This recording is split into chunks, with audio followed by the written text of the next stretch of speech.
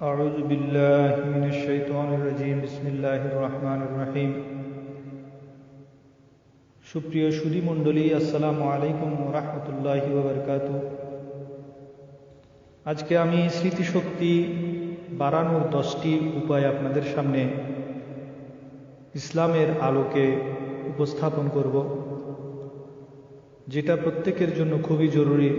কারণ আমরা বলে থাকি, ইদানিং বেশি বেশি এই কথাটি শোনা যায় যে আমার স্মৃতিশক্তি কমে গেছে, কিছুই মনে রাখতে পারছি না। পরীক্ষার হলে গিয়ে সারাদিন পড়ে গেল, কিন্তু পরীক্ষার হলে গিয়ে ভুলে যায়, কিছুই লিখতে পারে না। প্রয়োজনের সময় গুরুত্বপূর্ণ বিষয়াদি ভুলে যাচ্ছে, ইত্যাদি ইত্যাদি। কিন্তু এই স্মৃতিশক্তি বাড়ানোর উপায় কি করলে স্মরণ শক্তি বৃদ্ধি পাবে, এসব বিষয়ে আমাদের জানা আছে কি? আদৌ কি আমরা জানি কি করলে আমাদের স্মরণ শক্তিটা বৃদ্ধি পাবে? আল্লাহ রাব্বুল আলামিন আমাদের স্মৃতিশক্তি বাড়িয়ে দিবেন। এখন আসুন, এই স্মৃতিশক্তি বৃদ্ধির 10টি কৌশল আজ আমি আপনাদের সামনে ইনশাআল্লাহ তুলে ধরব।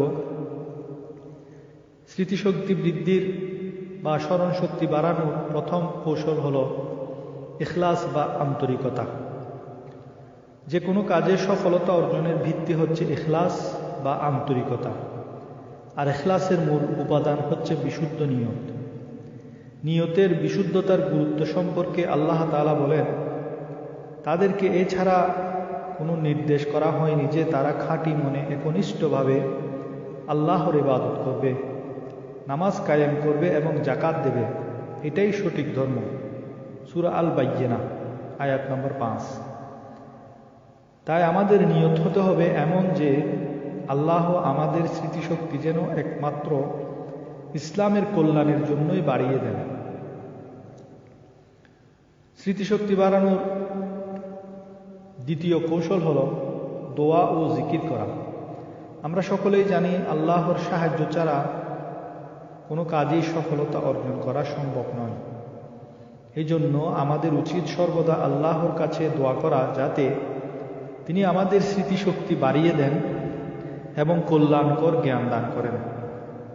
এই ক্ষেত্রে আমরা এই দোয়াটি পাঠ করতে পারি, রব্বি জিদনি ইলমা, রব্বি জিদনি ইলমা, রব্বি জিদনি ইলমা। তথা হে আমার পালনকর্তা, আমার জ্ঞান বৃদ্ধি করে দিন, আমার জ্ঞান বৃদ্ধি করুন।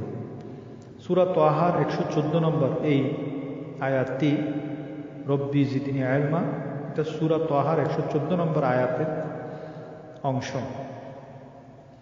এছাড়া জিকির বা আল্লাহর স্মরণ ও স্মৃতিশক্তি বৃদ্ধিতে সহায়তা করে। আল্লাহ সুবহানাহু ওয়া তাআলা বলেন,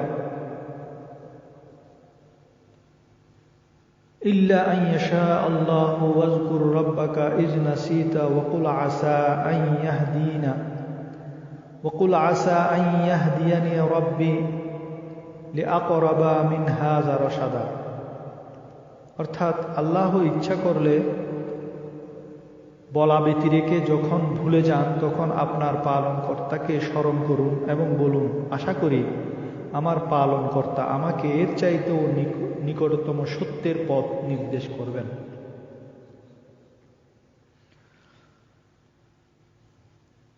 এই আয়াত থেকে বোঝা যায় যে মানুষের স্মৃতিশক্তি বৃদ্ধির জন্য আল্লাহ রাব্বুল আলামিনের জিকির করতে হবে এবং আল্লাহর সাহায্য কামনা করতে হবে।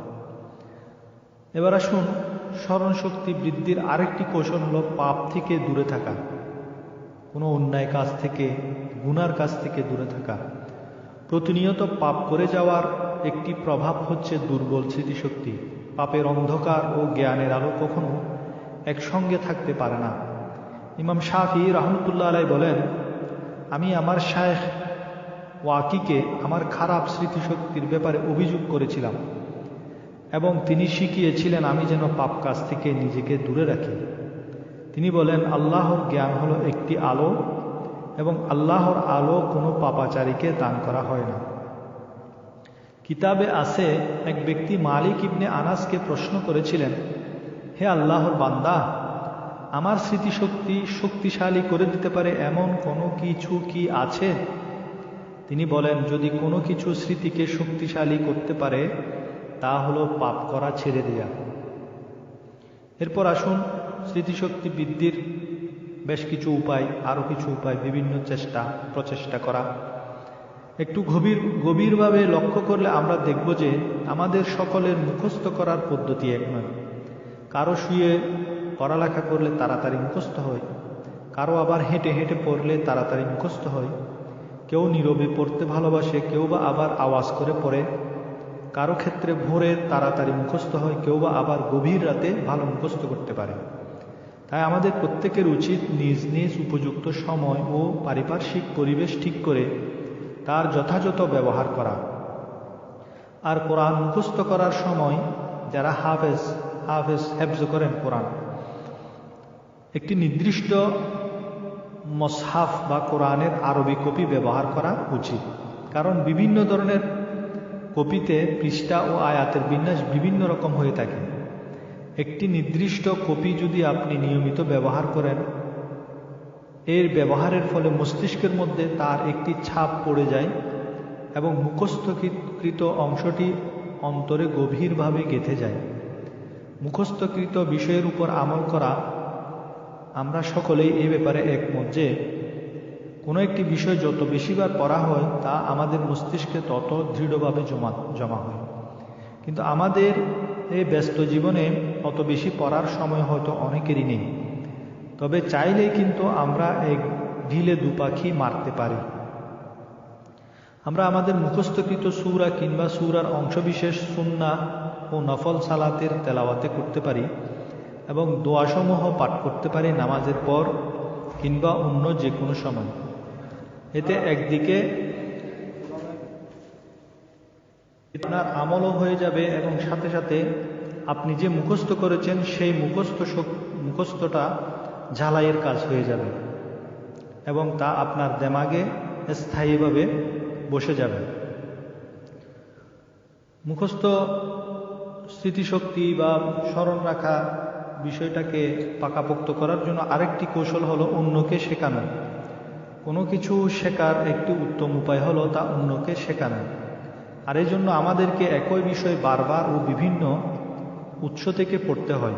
এতে করে ওই বিষয়টি আমাদের স্মৃতিতে স্থায়ীভাবে গেঁথে যায়।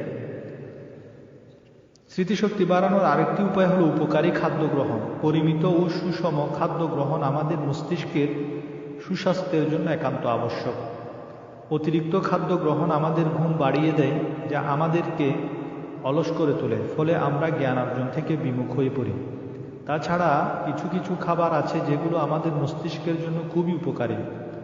সম্প্রতি ফ্রান্সের এক গবেষণায় দেখা গিয়েছে জৈতুনের তেল চাক্ষুষ স্মৃতি ও বাচনিক সাবলীলতা বৃদ্ধি করে। আর যেসব খাদ্য অধিক পরিমাণে ফ্যাট রয়েছে সেসব খাদ্য স্মৃতিশক্তি ও মস্তিষ্কের কার্যকলাপের জন্য খুবই উপকারী। স্মৃতিশক্তি বৃদ্ধির জন্য অনেক আলেম কিছু নির্দিষ্ট খাদ্য গ্রহণের কথা বলেছেন, যেমন মধু পান করা উচিত, কারণ এটি স্মৃতির জন্য উপকারী। এবার আসুন আরেকটি কৌশল জেনে নিই, সেটি হলো স্মৃতিশক্তি বাড়ানোর জন্য আমাদের উচিত পরিমিত বিশ্রাম গ্রহণ। আমরা যখন ঘুমাই তখন আমাদের মস্তিষ্ক অনেকটা ব্যস্ত অফিসের মতো কাজ করে। এটি তখন সারাদিনের সংগৃহীত তথ্যসমূহ প্রক্রিয়াজাত করে। তাছাড়া ঘুম মস্তিষ্ক কোষের পুনর্গঠন ও ক্লান্তি দূর করার জন্য খুবই গুরুত্বপূর্ণ। অন্যদিকে দুপুরে সামান্য ভাত ঘুম আমাদের মন মেজাজ ও অনুভূতিকে চাঙ্গা রাখে। এটি একটি সুন্নাতও বটে। আর অতিরিক্ত ঘুমের কুফল সম্পর্কে তো আগেই বলা হয়েছে। তাই আমাদের উচিত অযথা রাত না জেগে পর্যাপ্ত বিশ্রাম নেওয়া, অপ্রয়োজনীয় ব্যাপারসমূহ ত্যাগ করা। বর্তমানে আমাদের মস্তিষ্কের কর্মক্ষমতা কমে যাওয়া ও জ্ঞান অর্জনে অনীহার একটি অন্যতম কারণ হলো আমরা নিজেদেরকে বিভিন্ন অপ্রয়োজনীয় কাজে জড়িয়ে রাখি। ফলে কোনো কাজই আমরা গভীর মনোযোগের সাথে করতে পারি না। মাঝে মাঝে আমাদের কারো কারো অবস্থা তো এমন হয় যে নামাজের কিছু অংশ আদায় করার পর মনে করতে পারি না ঠিক কতটুকু নামাজ আদায় করেছি। আর এমনটি হওয়ার মূল কারণ হচ্ছে নিজেদেরকে আড্ডাবাজি, গান বাজনা শোনা, মুভি দেখা, ফেসবুকিং ইত্যাদি নানা অপ্রয়োজনীয় কাজে জড়িয়ে রাখা। তাই আমাদের উচিত এগুলো থেকে যতটা সম্ভব দূরে থাকা। মুখস্থ শক্তি বাড়ানোর আরেকটি কৌশল হলো হাল না ছাড়া। যে কোনো কাজে সফলতার একটি গুরুত্বপূর্ণ উপায় হলো হাল না ছাড়া। যে কোনো কিছু মুখস্থ করার ক্ষেত্রে শুরুটা কিছু কষ্টসাধ্য হয়, কিন্তু সময়ের সাথে সাথে আমাদের মস্তিষ্ক সব কিছুর সাথে মানিয়ে নেয়। তাই আমাদের উচিত শুরুতে ব্যর্থ হয়ে হাল না ছেড়ে দিয়ে আল্লাহর উপর ভরসা করে চেষ্টা চালিয়ে যাওয়া। বিষয়গুলো অনুধাবন করে মানা এবং পালন করার তৌফিক দিন। মহান আল্লাহর কাছে এই প্রার্থনা করি। একই সঙ্গে আল্লাহ বৃদ্ধি করুন আমাদের স্মৃতিশক্তি। আমিন ইয়া রাব্বাল আলামিন। আসসালামু আলাইকুম ওয়া রাহমাতুল্লাহি ওয়া বারাকাতুহু।